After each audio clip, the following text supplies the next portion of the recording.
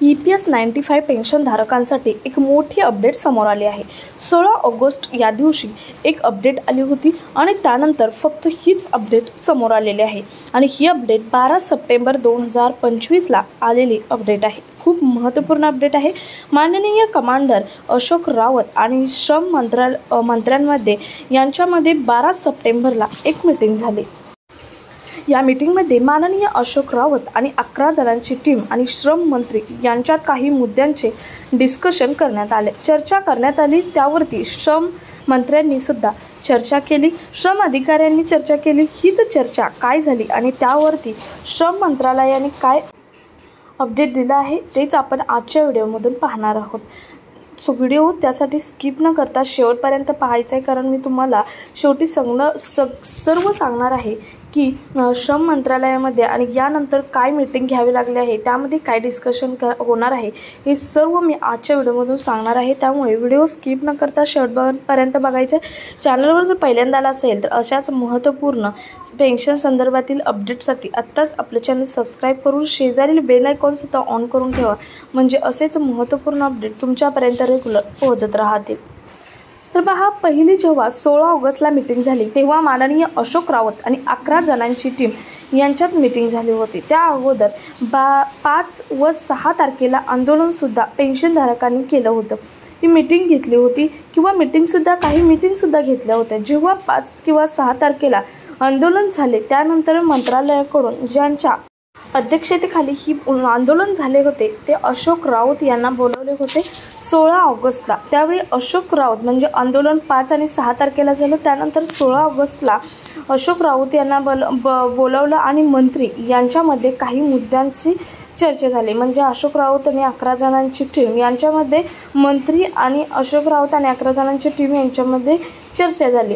थोडक्यात मुद्दे काय होते आणि त्यावरती मंत्र्यांनी काय उत्तर दिले आहे ते पाहू। या अगोदर मी या मुद्द्यांविषयी एक इन डिटेल व्हिडिओ आपल्या चॅनलवर पोस्ट केला आहे, तुम्ही जाऊन पाहू शकता। परंतु आजचा व्हिडिओ सर्वात महत्त्वाचा बनवण्यामागे एकच उद्देश आहे की आजच्या व्हिडिओमधून 12 सप्टेंबरला एक मीटिंग झाली, त्या मीटिंगमध्ये काय डिसिजन झाले हे सांगण्याचा हेतू आहे। तत्पूर्वी थोडक्यात तुम्हाला मागच्या मीटिंगमध्ये काय डिसिजन झाले हे सांगत आहे।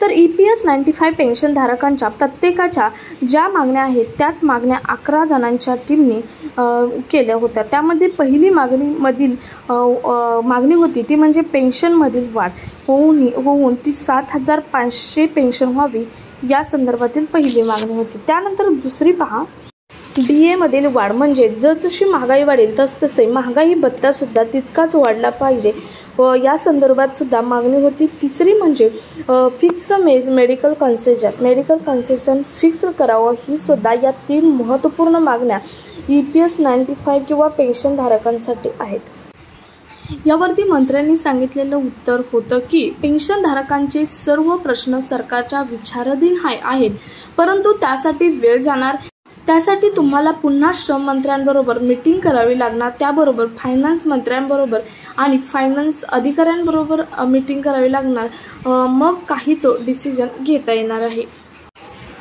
त्यांनी सांगितल्याप्रमाणे 12 सप्टेंबरला श्रम मंत्री आणि अशोक रावत आणि 11 जणांची टीम यांच्यामध्ये मीटिंग झाली। त्यांनी काही मुद्दे मांडले, त्यावरती श्रम मंत्रालयाने डिसिजनसुद्धा दिलेले आहे। ते डिसिजन कोणते आहेत आणि मुद्दे कोणते आहेत ते पाहूयात आता। तर बघा, आपल्या 11 जणांच्या टीमने 12 सप्टेंबरला श्रम मंत्रालयात मीटिंग घेतली। या अगोदर मीटिंगसाठी सुद्धा सरकारकडून टाळाटाळच केली जात होती, परंतु EPS 95 जे पेन्शनधारक आहेत त्यांनी हा मुद्दा इतका उचलून धरला आणि त्यांना 12 सप्टेंबरला मीटिंग घ्यावीच लागली। ही मीटिंग कमांडर अशोक रावत त्यांची 11 जणांची टीम आणि श्रम मंत्री यांच्याबरोबर झाली।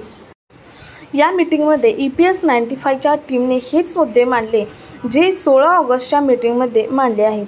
पेन्शन वाढ, महागाई भत्ता आणि मेडिकल कन्सेशन। तेव्हा मंत्र्यांनी सांगितलं की श्रम मंत्र्यांनी सरकारला असे काही फायनान्शियल वाढ करायची असेल तर देशाची आर्थिक बाजू बघावी लागते। सरकारच्या विचार देऊन तुमची सर्व मुद्दे आहेत, परंतु यावरती सरकारला निर्णय घ्यायला वेळ लागणार आहे। तुमची मागणी 7,500 पेन्शन वाढीची आहे। इतकी पेन्शन वाढवायला सरकारला देशाच्या बजेटचा सुद्धा विचार करावा लागणार आहे। त्यासाठी श्रम अधिकाऱ्यांची पण म्हणणे काय आहे ते सुद्धा ऐकून घ्यावे लागणार आहे। देशाच्या फायनान्स विचार करायला तुम्हाला फायनान्स मंत्री यांच्याबरोबर एक मीटिंग घ्यावी लागणार आहे। यासाठी काही संबंधित समित्या स्थापन केल्या आहेत, नेमल्या आहेत, त्यांचासुद्धा विचार घ्यावा लागणार आहे। आणि त्यानंतर तुमची मीटिंग ही फायनान्स मंत्री आणि फायनान्स अधिकाऱ्यांबरोबर होणार आहे आणि मग काय तो डिसिजन हा ठरणार आहे। त्यामुळे यानंतरची मीटिंग ही फायनान्स अधिकाऱ्यांबरोबर होणार आहे आणि त्यानंतर जो काही निर्णय होणार आहे हे सांगितले जाणार आहे। म्हणजे एकंदरीत सरकार पेन्शन वाढीसाठी टाळाटाळ करत असल्याचं इथं स्पष्टपणे दिसून येत आहे। आता तुमचं यावरती काय मत हे तुम्ही सांगा, कारण मगापासून तुम्ही पहिल्यापासून जो व्हिडिओ ऐकताय त्यामध्ये बघितलं असेल, पहिल्यांदा पेन्शनधारकांनी 5 ते 6 तारखेला आंदोलन केलं दिल्लीमध्ये। त्यानंतर या आंदोलनासंदर्भात 11 जणांची टीम आणि कमांडर अशोक रावत यांची एक मीटिंग घेण्यात आली मंत्र्यांनी बोलावून मंत्रालयामध्ये, आणि या मीटिंगमध्ये सुद्धा या 3 मुद्द्यांबद्दल डिस्कशन करण्यात आले। परंतु तेव्हा निर्णय सांगितला की यानंतरची मीटिंग तुमची श्रम मंत्रालयात होईल, म्हणजे श्रम मंत्रालयाकडून होईल असं सांगण्यात आलं। म्हणजे त्यालाच त्यांनी स्टेप सांगितल्या, पहिल्यांदा श्रम मंत्रालयात होईल, नंतर श्रम अधिकाऱ्यांकडे होईल, नंतर जे फायनान्स अधिकारी आहेत त्यांच्याकडे फायनान्स मंत्री आहेत त्यांच्याकडे होईल, आणि त्यानंतर फायनान्स अधिकारी आहेत त्यांच्याकडे होईल, आणि त्यातून काय डिसिजन होईल तो फायनल डिसिजन असेल असे सांगण्यात आले। आणि त्यानंतर परवा 12 सप्टेंबरला ही मीटिंग ही श्रम मंत्र्यांकडून घेण्यात आलेली होती, आणि त्यावरती सुद्धा असे सांगण्यात आले की जी पेन्शन आहे ती पेन्शन वाढ शासनाच्या विचाराधीन आहे, परंतु शासनाला एखादं जर घोषणा करायची असेल फायनान्सबद्दल तर त्यासाठी शासनाला देशाच्या बजेटचा विचार करावा लागतो, आणि त्यासाठी तुम्हाला फायनान्स मीटिंग घेणं, फायनान्शियल अधिकाऱ्यांबरोबर फायनान्शियल मंत्र्यांबरोबर मीटिंग घेणं हे महत्त्वाचं ठरणार आहे। आणि म्हणूनच यानंतरची मीटिंग आहे ती श्रम अधिकाऱ्यांबरोबर होईल, आणि त्यानंतर तुमची मीटिंग ही फायनान्स जे मंत्री आहेत त्यांच्याबरोबर होईल, त्यानंतर फायनान्स अधिकारी यांच्याबरोबर होईल, आणि त्यातून जो डिसिजन होणार आहे तो डिसिजन तुमचा फायनल डिसिजन असणार असं सांगण्यात आलेलं आहे। आता यावरून तुम्हाला समजलं असेल की सरकार पेन्शनधारकांच्या पेन्शन वाढीसंदर्भात किंवा DA वाढीसंदर्भात टाळाटाळ करत आहे किंवा मेडिकल फिक्स कन्सेशन आहे या संदर्भात सुद्धा सरकार टाळाटाळ करत असल्याचे दिसून येत आहे। यावरती तुमचं काय मत आहे कमेंटमध्ये नक्की सांगा। परंतु जे पेन्शनधारक आहेत यांना सध्या गरज आहे ते मेडिकल फिक्स कन्सेशन पेन्शन वाढीची सुद्धा गरज आहे, कारण 1000 रुपयात जर सध्या महागाई बघितली तर 1000 रुपयात कोणतंच काही होत नाही।